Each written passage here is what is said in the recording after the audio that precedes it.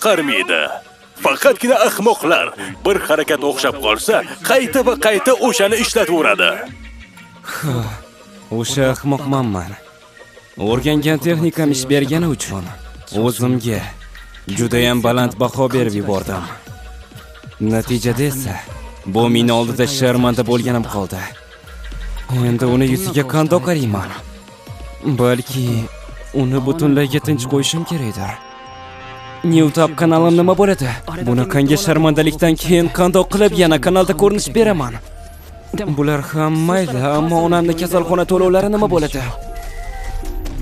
Nega bunchalik kuchsizman? Nega doim aynan men omadsizlikka duch kelishim kerak o'zi? Agar bu animada bo'lganida, shu vaqtda qandaydir mo'jiza kuch kelgan bo'lardi. Hayotda esa bunday bo'lmaydi. Yo'q, menga ham mo'jiza keldi. O'sha sirli kanal.